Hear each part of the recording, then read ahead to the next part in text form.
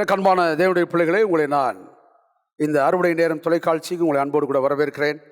My dear friends, I welcome you all in the name of our Lord and Savior Jesus Christ to this Howrah Harvest television program.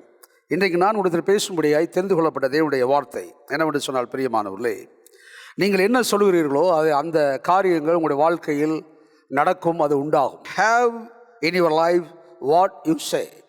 The title of this message, it seems to be, but it's true. Whatever you speak, whatever you say from your heart, that will come to pass your life.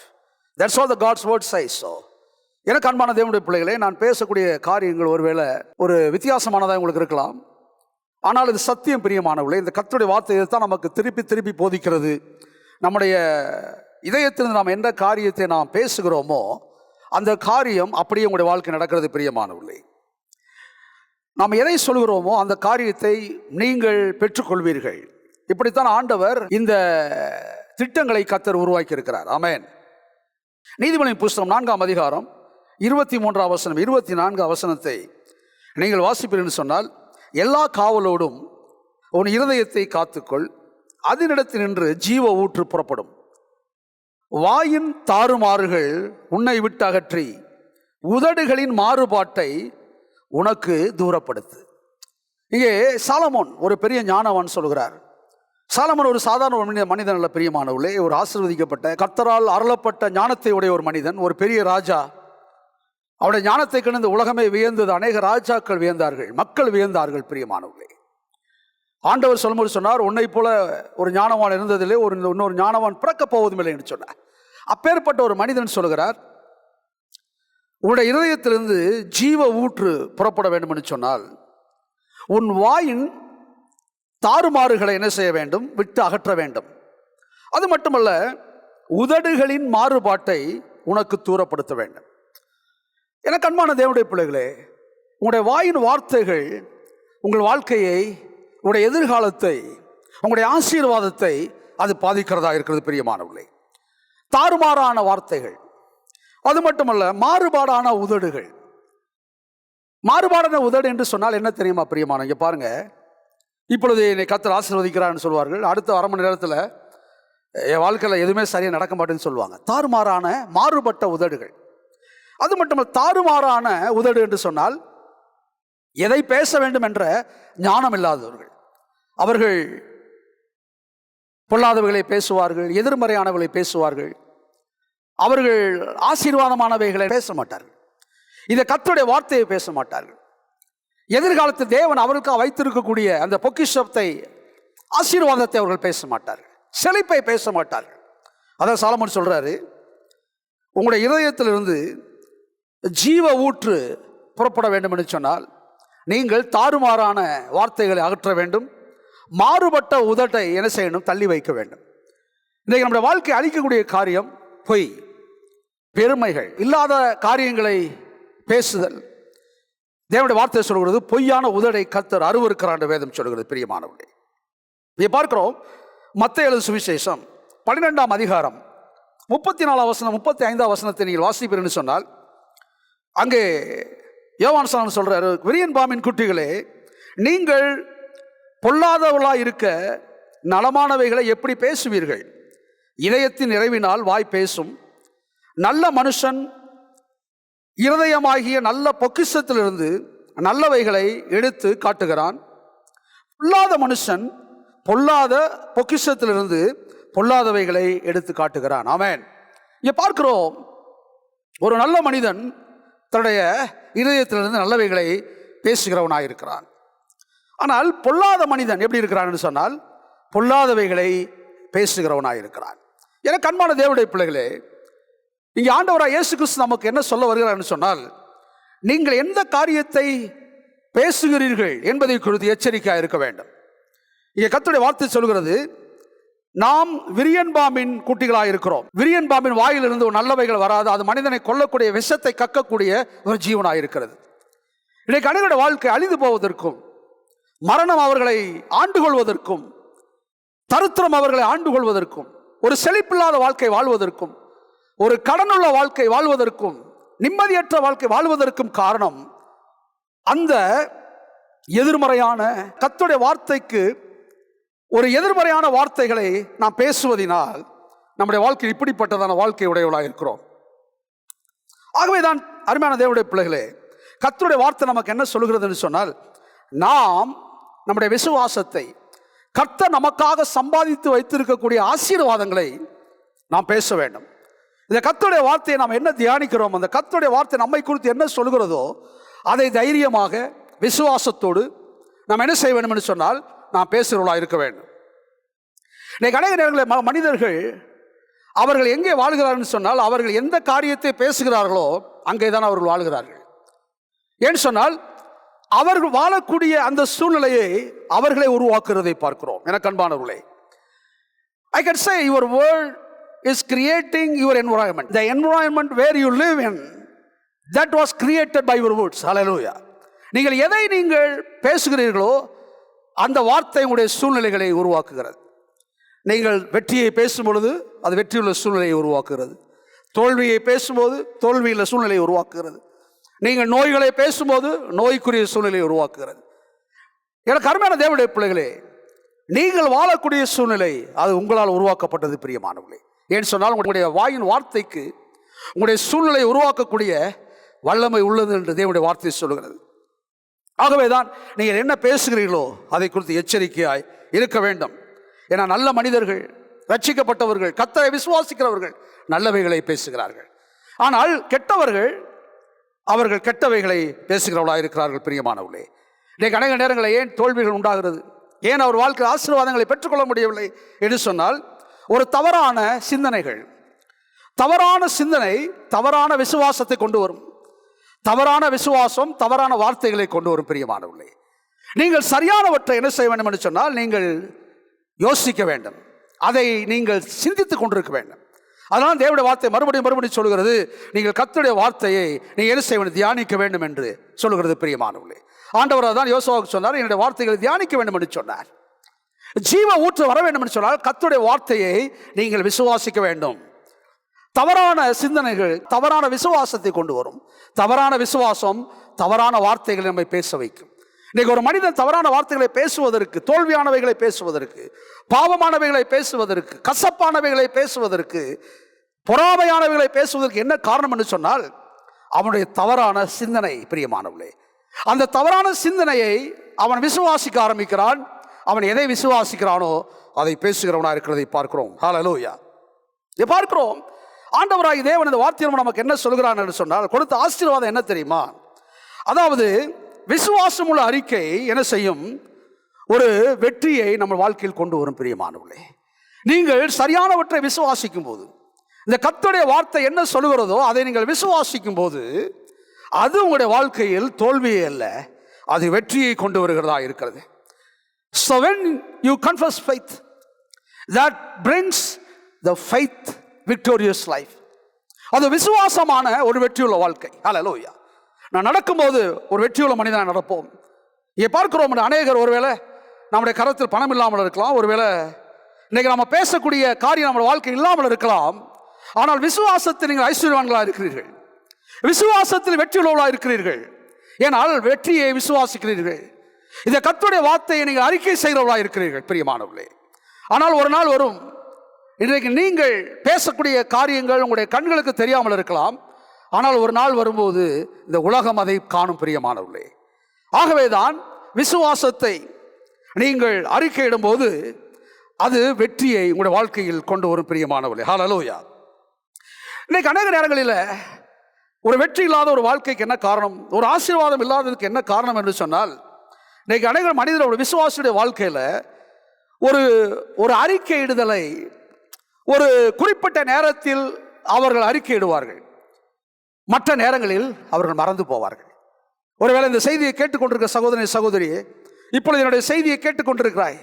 ஒருவேளை கேட்டுக்கொண்டிருக்கும் பொழுது உங்களுடைய சரீரத்தில் ஒரு உணர்வுபூர்வமான ஒரு உற்சாகமான ஒரு உணர்வு உண்டாயிருக்கலாம். அப்பொழுது ஒருவேளை நீங்கள் முழுவதும் நீங்கள் விசுவாசத்தை நீங்கள் அறிக்கை பண்ணி கொண்டிருக்கிறா இருக்கலாம். ஆனால் அது முக்கியம் அல்ல. நீங்கள் என்ன செய்ய வேண்டும், தொடர்ச்சியாய் அறிக்கை பண்ணி கொண்டே இருக்க வேண்டும். We must hold the confession of faith in your life. The confession of faith is not just what you feel or what you see, what you know or what you read. It's a confession of faith comes through the word of God. Hallelujah. அதாவது விசுவாசத்தை ஒரு உணர்வின் அடிப்படையில் ஒரு எமோஷனில் போகும்போது ஏதோ ஒரு நாள், ஒரு மணி நேரத்தில், ஒரு 10 நாள் அறிக்கை எழுதுனால அல்ல. நீங்கள் எதை ஆண்டவரிடத்தை எதிர்பார்க்கிறீர்களோ அவற்றை விடாமல் அதை பெற்றுக்கொள்கிற வரை என்ன செய்ய வேண்டும்? அதை அறிக்கை செய்ய வேண்டும். ஆமென். அந்த பெரும்பாலஸ்தர் எவ்விதமாய் ஆண்டோட வஸ்திரத்தை தொடுகிற வரை, அவள் சுகமடைகிற வரை அவள் அறிக்கை பண்ணிக்கொண்டே இருந்தாலோ அதை போல உங்களுடைய வாழ்க்கையில் அறிக்கை பண்ணுகிறவளாக இருக்க வேண்டும். எனக்கு தெரியும், எனக்கு அநேக கிறிஸ்தவருடைய வாழ்க்கையில், அநேக நண்பருடைய வாழ்க்கையில் நான் பார்த்திருக்கிறேன். எனக்கு அன்பானவர்களே, ஒரு குறிப்பிட்ட நாட்கள் அவர்கள் சுகத்தை பேசுவார்கள், அப்புறம் அதை மறந்து போவார்கள். ஒரு கொஞ்ச நாள் ஆசீர்வாதத்தை பேசுவார்கள், அதை மறந்து போவார்கள். நான் ஒரு காரியத்தை உங்களுக்கு சொல்ல விரும்புகிறேன். இந்த கர்த்தருடைய வார்த்தையெல்லாம் உண்டாகக்கூடிய விசுவாசம் இருக்கு தெரியுமா, அது ஜீவன் உள்ளது. அந்த விசுவாசம் வளர்ந்து கொண்டே இருக்கும். ஏதோ ஒரு குறிப்பிட்ட நேரத்தில் வந்து மறந்து போவதல்ல விசுவாசம். பிரியமானவர்களே, இந்த விசுவாசம் என்பது வாழ்க்கை. The faith I am talking to you is the life. It's not just coming and going back. It's not just coming certain time and disappearing and after that. It's not like that. The faith I am speaking to you is the life. The life should go along with you till your death. உடைய மரணம் வரை அந்த விசுவாச வாழ்க்கை இருக்க வேண்டும். நான் பேசிக்கொண்டிருக்கிற இந்த தேவனுடைய வார்த்தை அதைத்தான் நமக்கு போதிக்கிறது. பிரியமானவர்களே, ஆபிரகாம் விசுவாசித்தான். என்றைக்கு ஆண்டவர் ஆபிரகாமை கூப்பிட்டாரோ அவன் மரணம் வரை அவன் ஒரு விசுவாசின் தகப்பனாய் இருந்தான். அவனுடைய விசுவாசம் அவனுடைய வாழ்க்கையாய் மாறியது. பிரியமானவர்களே, எனக்கு அன்பான தேவனுடைய பிள்ளைகளே, உங்களுடைய விசுவாசம் உங்கள் வாழ்க்கையாய் இருக்க வேண்டும். இன்னைக்கு அனைவருடைய வாழ்க்கையில் ஏன் அவர்கள் பேசுவதை அவர்கள் பெற்றுக்கொள்ள முடியவில்லை என்று சொன்னால், இன்றைக்கு அநேகர் தங்களை வெற்றிக்காக தங்களை தயார்படுத்துவதில்லை, அவர்கள் தோல்விக்காக தங்களை தயார்படுத்துகிறார்கள். They need to prepare themselves for the victory, but they are preparing themselves for the failure. பிரியமானவர்களே, அநேகர் சோர்ந்து போகிறார்கள். என்ன பிரதர், நான் என்ன செய்ய போகிறேன்? என் வாழ்க்கையில் ஒன்றுமே உருப்படுறதில்ல. சிஸ்டர், நான் என்ன செய்ய போகிறேன்னு தெரியல. என் எதிர்காலத்தை நினைச்சா பயமாக இருக்கு. என்னுடைய பிள்ளைகளை நினைத்து நான் கவலைப்படுகிறேன். என்னுடைய கணவரை நினைத்து நான் கவலைப்படுகிறேன். என்னுடைய சரீரத்தினுடைய அந்த உடல் நலத்தை குறித்து கவலைப்படுகிறேன். எனக்கு அருமையான தேவனுடைய பிள்ளைகளே, என்றைக்கு இவ்விதமான ஒரு தோல்வியான வார்த்தைகளை பேசுகிறீர்களோ அன்றைக்கு தோல்விக்குரிய வாழ்க்கையை நீங்கள் தயார்படுத்தி கொண்டிருக்கிறீர்கள். இந்த உலகத்தில் பலவீனம் உண்டு, சுகவீனம் உண்டு, பணக்குறைவுகள் உண்டு, கஷ்டங்கள் உண்டு, கவலைகள் உண்டு. இவைகளின் மத்தியில் நமக்கு வெற்றியை கொடுக்கக்கூடிய ஆண்டவர் நம்மோடு கூட இருக்கிறார். நீங்கள் என்ன செய்ய வேண்டும் என்று சொன்னால், என்றைக்கு கர்த்தர் என்னோடு இருக்கிறார், நான் கவலைப்பட மாட்டேன். கர்த்தர் எனக்காக சிலுவையில் தொங்கி இருக்கிறார். ஆகவே ஒரு நாளும் பாவம் என்னை மேற்கொள்ள முடியாது. இந்த உலகத்தில் எங்கே பார்த்தாலும் நோய்களை குறித்து பேசுகிறார்கள், ஆனால் நான் நோயை குறித்து பேச மாட்டேன். ஆண்டவராக இயேசு எனக்காக சிலுவையில் சம்பாதித்த நான் சுகத்தை குறித்து பேசுவேன். என்றைக்கு இவ்விதமான வார்த்தைகளை பேசுகிறீங்களோ அன்றைக்கு வெற்றியுள்ள வாழ்க்கையை நீங்கள் உருவாக்கி கொண்டிருக்கிறீர்கள், நீங்கள் தயார்படுத்தி கொண்டிருக்கிறீர்கள். பிரியமானவர்களே, எந்த காரியத்தை நீங்கள் பேசுகிறீர்களோ அதை பெற்றுக்கொள்வீர்கள். இன்றைக்கு அநேக நேரங்களில் ஊழியம் செய்யக்கூடிய அநேக என்னுடைய நண்பர்கள் தெரியும். பிரியமானவர்களே, அவர்கள் சொல்வார்கள், என் ஊழியத்தை நான் விரும்பக்கூடிய காரியம் எனக்கு கிடைக்கிறதில்ல. எனக்கு நிறைய தாளந்துகள் இருக்கிறது பிரதர், ஆனால் எனக்கு கிடைக்கிறதில்லை. எனக்கு அருமையான சகோதரனே, இந்த செய்தியை கேட்கிற அருமையான ஊழியக்காரனே, இதை கர்த்தருடைய வார்த்தை மூலமாக சொல்லுகிறேன். எனக்கு அன்பானவர்களே, நீங்கள் உங்களுடைய ஊழியத்தில் நீங்கள் நிலைத்திருக்க முடியும். உங்களுடைய ஊழியத்தில் என்ன பேசுகிறீர்களோ அதை செய்வதற்கு உங்களுடைய வாயின் வார்த்தைக்கு பலன் இருக்கிறது. அந்த காரியத்தை செய்ய என் ஆண்டவர் போதுமானவராக இருக்கிறார். ஊழியத்தில் எப்பொழுது வெற்றியை பேசுங்கள். ஊழியத்தில் ஒரு நாளும் சோர்ந்து போக வேண்டாம். ஊழியத்தில் ஒரு நாளும் நீங்கள் தோல்விகளை பேச வேண்டிய அவசியம் இல்லை. பிரியமானவர்களே, அநேக நேரங்களில் நான் கண்டிருக்கிறேன், இன்னைக்கு அநேகர் பொருளாதாரத்தை குறித்து பேசுகிறார்கள்.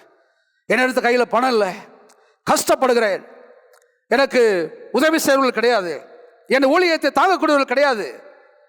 அருமையான தேவனுடைய பிள்ளையே, நீங்கள் ஒரு நாளும் தோல்வியை பேசாதீங்க.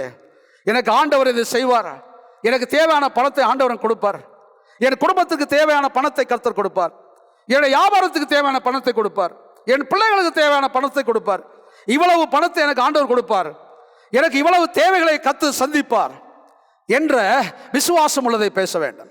இன்னைக்கு அநேக நேரங்களில் பொருளாதாரத்தில் குறைவுகளை காண்பதற்கு என்ன காரணம் என்று சொன்னால், நீங்கள் பொருளாதாரத்தை குறித்து அறிக்கை செய்வதில்லை, ஆனால் பொருளாதாரத்தை குறித்து கவலைப்படுகிறவர்களாக இருக்கிறீர்கள். எனக்கு அன்பான தேவனுடைய பிள்ளைகளே, நீங்கள் பொருளாதாரத்தை குறித்து கவலைப்படக்கூடிய காரியம் ஒரு நாளும் உங்களுடைய வாழ்க்கையில் ஆசீர்வாதத்தை கொண்டு வருவதில்லை.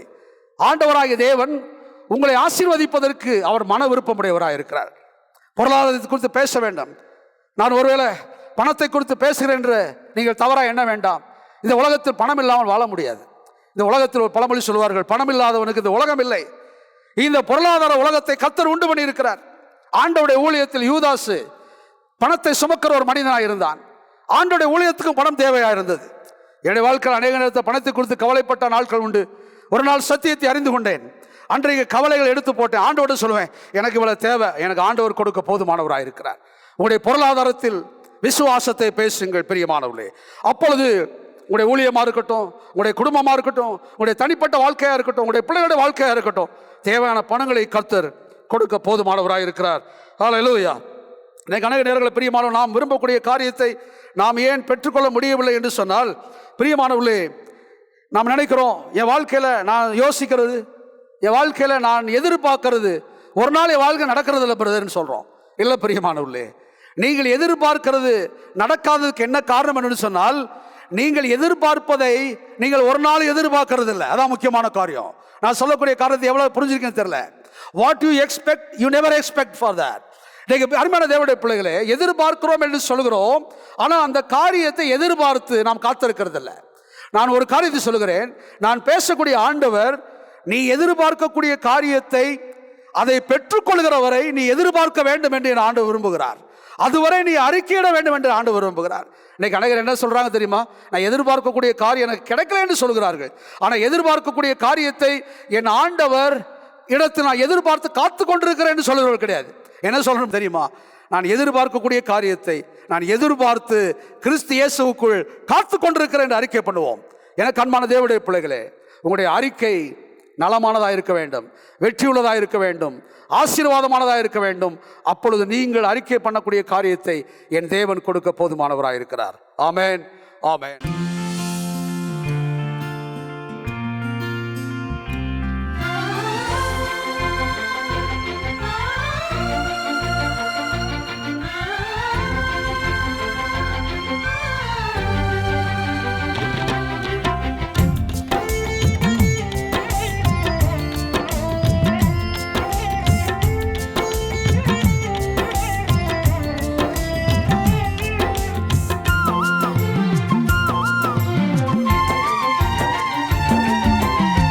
கன்மலையின் கர்த்தாவே, உம்மை நோக்கி கூப்பிடுவே, சந்நிதியில் சத்தமிட்டு விண்ணப்பத்தை சொல்லிடுவே, விண்ணப்பத்தை சொல்லிடுவே. கன்மலையின் கர்த்தாவே, உம்மை நோக்கி கூப்பிடுவே, சந்நிதியில் சத்தமிட்டு விண்ணப்பத்தை சொல்லிடுவே, விண்ணப்பத்தை சொல்லிடுவே.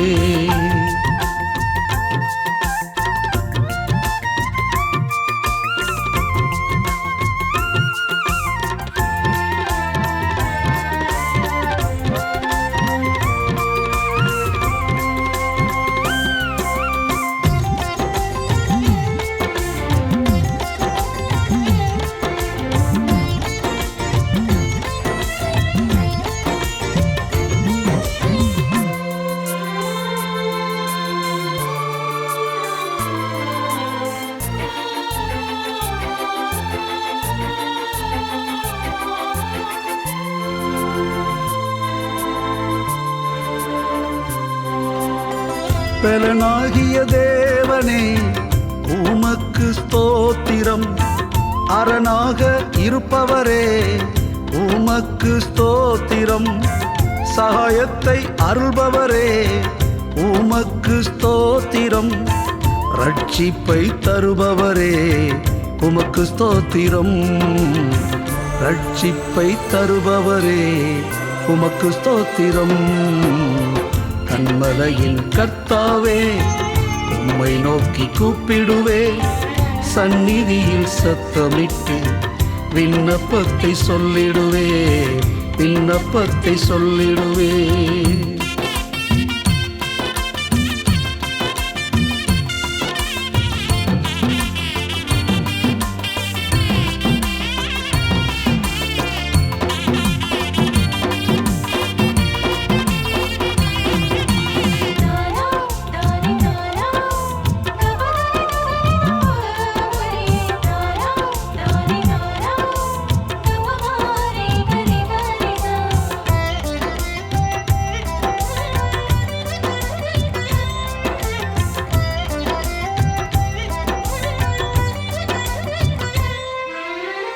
அபிஷேகம் தருபவரே உமக்கு ஸ்தோத்திரம். ஜனத்தை காப்பவரே உமக்கு ஸ்தோத்திரம். கேடகமானவரே உமக்கு ஸ்தோத்திரம். கலிகூரச் செய்பவரே உமக்கு ஸ்தோத்திரம். கலிகூரச் செய்பவரே உமக்கு ஸ்தோத்திரம். கண்மலையின் கர்த்தாவே உம்மை நோக்கி கூப்பிடுவே. சந்நிதியில் சத்தமிட்டு விண்ணப்பத்தை சொல்லிடுவே. விண்ணப்பத்தை சொல்லிடுவே.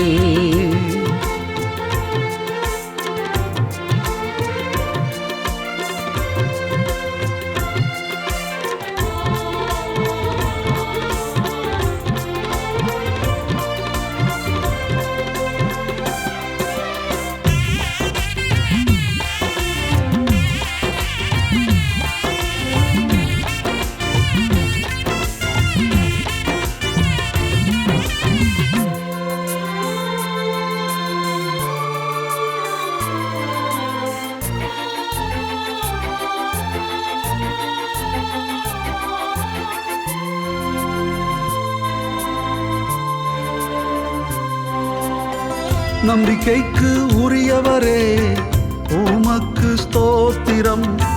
பரிசுத்தமானவரே உமக்கு ஸ்தோத்திரம். வல்லமையானவரே உமக்கு ஸ்தோத்திரம். நல்பலனை அளிப்பவரே உமக்கு ஸ்தோத்திரம். நல்பலனை அளிப்பவரே உமக்கு ஸ்தோத்திரம். கண்மலையின் கர்த்தாவே உம்மை நோக்கி கூப்பிடுவே. சந்நிதியில் சத்தமிட்டு விண்ணப்பத்தை சொல்லிடுவே. விண்ணப்பத்தை சொல்லிடுவே. கண்மலையின் கர்த்தாவே உம்மை நோக்கி கூப்பிடுவே. சந்நிதியில் சத்தமிட்டு விண்ணப்பத்தை சொல்லிடுவே. விண்ணப்பத்தை சொல்லிடுவே.